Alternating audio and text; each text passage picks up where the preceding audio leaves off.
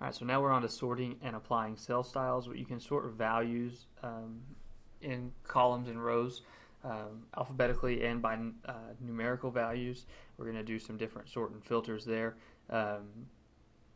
Also, similar to in Word, you can actually do styles that'll help keep your Excel documents consistent. They're predefined styles that Excel has built in.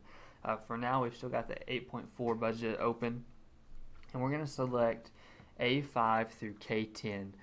Notice that we are not selecting the headings of expenses or total expenses or anything above there, because we're going to sort this based on just these values in between those two groupings. So we're going to go to the sort and filter button on the editing group, and we're going to select sort A to Z. So notice when we did that, the categories of cell phone, entertainment, etc., these different expense categories are now alphabetized instead of how they were before. We're going to keep A5 to K10. I think the book says to deselect it, but you can see it without doing that. We're going to go back to the sort and filter button, but this time we're going to do a custom sort.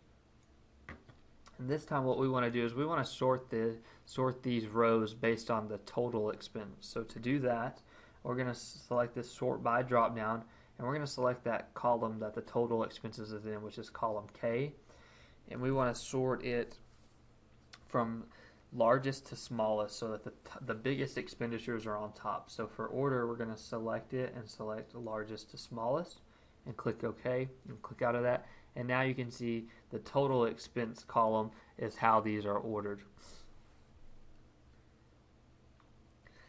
So like we mentioned earlier, cell styles are very similar to Word styles. In Excel, they're very useful for keeping your workbooks consistent.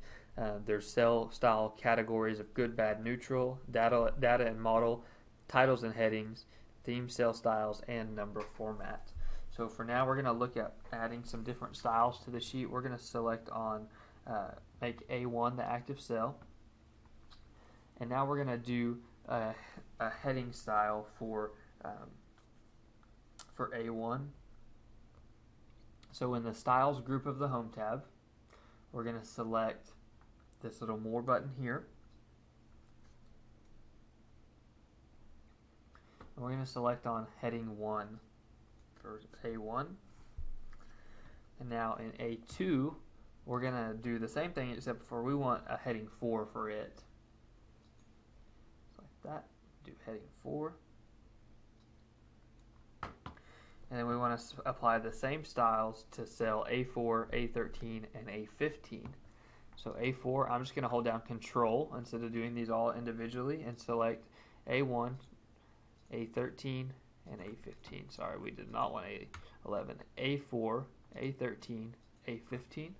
We're going to go to the drop down for styles, and we're going to do heading 4. Notice that similar to Word styles, as you change them, those cells that you've got selected do update. And when you click on one, it'll stay with it. So there's heading 4 for those. Now we're going to select B3 through K3. And we're going to apply the accent 1 style in the themed cells. So we're going to select here. And in the theme cells, we're going to do accent 1 like that. And it also wants us to center these cells, so since we still have them selected, we're just going to go up to the alignment and click on center. And now we want B5 through K15. And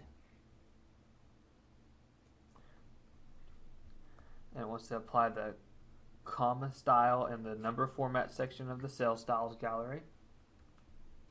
So in the number format, it wants the comma 0 style. Select that.